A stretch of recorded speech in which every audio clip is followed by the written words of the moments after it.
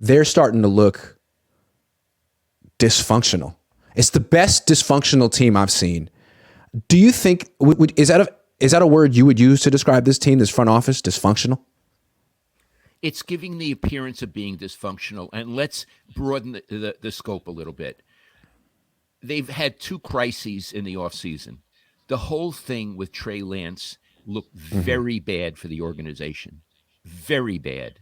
And fans, I'm talking about on broadcasts like this one, were almost universally critical of the organization for how they drafted him in the first place, how they blew it developing him, and how they shuffled him off. And they took a big public relations hit, and then they immediately then segued into the Bosa crisis. And again, they're looking very bad. They can't get their best player. So do I think it's dysfunctional? They seem to be making bad decisions, and they look almost like amateurs. And I'm saying this is to the rest of the league. I mean, I imagine they're sitting in other teams, in Cleveland and thinking, what's going on with the 49ers? You know what I mean? In the Rams, I say, what's going on with this team? They can't get their business done. They can't get their business. Iggy, that's very bad. It's bad. I mean, look, they've gotten very fortunate with some of these late picks that have kept this team together and competitive, like Brock Purdy. And the trade for Christian McCaffrey was great. And they have some really good players. But throwing the 3 first-round picks away with Trey Lance and never really giving him a look, no one does that. And then the 1 first-round pick this regime has gotten right, Nick Bosa. You can't extend his They haven't extended one of their first-round picks contracts since they've been here. Not one of them. It just feels like there's something about the way they do business that's a little off, and maybe they've gotten bailed out from these great 7th-round picks or these great trades and stuff, but all of a sudden this stuff is catching up. And I think what's interesting is the 2 debacles, Trey and Bosa back-to-back. The first one felt like Kyle's debacle. Like he was the one that wanted to bring in a new quarterback, that John liked Jimmy a lot. And when it all fell apart, Kyle went out there and was really quiet and somber. And it's like, I let him down and I feel responsible. While John was out there like, I take full responsibility. It's a terrible thing, but it's a good thing for Trey. We're moving on.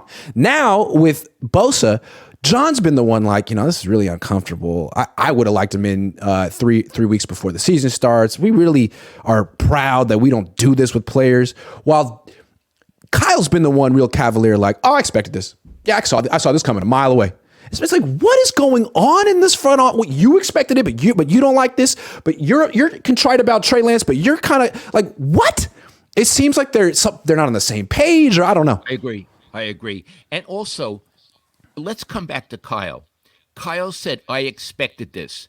Does that mean he expected he wouldn't be signed 5 days, extended 5 days before the season, and he's comfortable with that?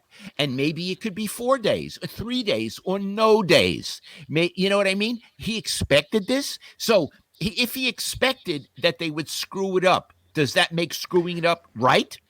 That's what he's saying. He's essentially saying, look, I know my general manager. I know Parag. I know this owners. They're going to screw this up. I'm going to have to make a phone call Friday night, 2 days before the season and say, get it done.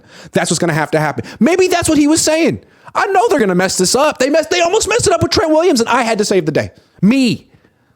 Mighty Mouse will save the day. Mighty Mouse had to save. Here I am to save the day.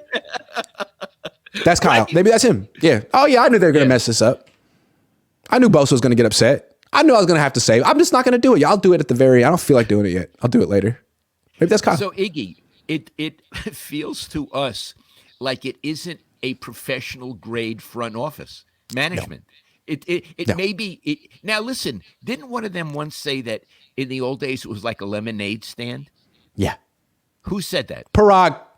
Okay. So let's get this straight.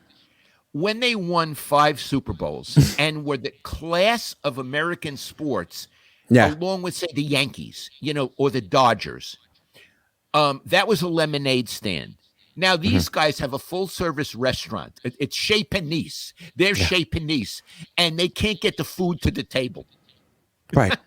Absolutely. But they're still charging $60 a plate because it used to be, because of the name.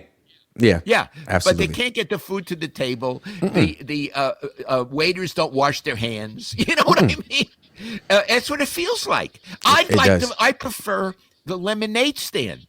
It Yeah. was good lemonade. It just feels like they've been winning so much that no one looks at this stuff. But as soon as the winning stops, all of this will come to the forefront. It's at the forefront right now, and they haven't lost a game yet. It seems like, yeah, great, you've won a lot of games, but this doesn't necessarily seem sustainable because you're lighting first round picks on fire and alienating your best player, and you have no kicker. And it seems like this might all catch up to you now. And if so, we're going to be looking at your front office. Yeah. Yeah. You guys don't agree on things. You don't have a coherent plan. You go back and forth between what you want. Other than that, good team, good roster. Now, I have somebody wrote in this morning, said that you're toxic on my Twitter and you only look at the negative. Are we only looking at the negative? We could look at the positive. Let's look at the positive of Nick Bosa not being on the team right now. What's the positive? Right. Other players get opportunities. The game will be more competitive week 1. It'll be a better game. I love it. I love it. Yeah. They'll show Bosa they don't need him. Exactly. They'll actually save money on this because they'll win a bunch of games without Bosa, and they'll say, ha ha, in your face. And he'll come back and say, sorry, I'll play for free. That's what's going to happen. Okay, Yeah. so that's the nice scenario. Chris says, 1, they're losing week 1 with or without him. 2, how dare you call him the best player on the team when they have the real deal in the next Steve Young? Oh, I want to say something. Could I say something about that? Yes. Briefly. I don't mean to put down Sam Darnold. He's the next Steve Young. Who called him that? Oh, Kyle. Kyle? Oh. He said, why can't he be the next Steve Young? Because he's Sam Darnold. Yeah, and why can't Kyle be the next Bill Walsh? Because he's Kyle. Jeez. Thank you. Yes. So when Brock Purdy gets hurt, and look, Iggy, they all get hurt. They all get hurt. Now Sam Darnold is going to come in. Give me a break. Super Bowl. Super Bowl.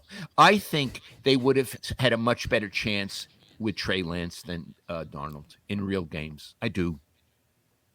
Yeah, I think the whole world thought that. But Kyle is a Sam Darnold enthusiast, and it's just the strangest thing of all time. But maybe he's right, and everyone else is wrong. Because that's usually how it is, right? He's the one who's right about quarterbacks. Everyone else is wrong, but he's right about the quarterback spots, how it's played out in his life. You know, it's a funny thing with Kyle. I can't remember a quarterback that he developed. Now, I do pay attention. Could you name a quarterback he developed? Because he didn't develop Brock Purdy. That Purdy was standing around. He was like the ball boy. And he said, oh, God. He was the water boy. He was the water boy. Yeah. He was the water boy. He was the water boy. And he didn't develop him. He got developed in college. So I don't know who C.J. Beathard he developed. He did a great job with C.J. He did it. No, Trey. He developed Trey, Dad. That's why Trey has such a bright future in the league, because Kyle developed him.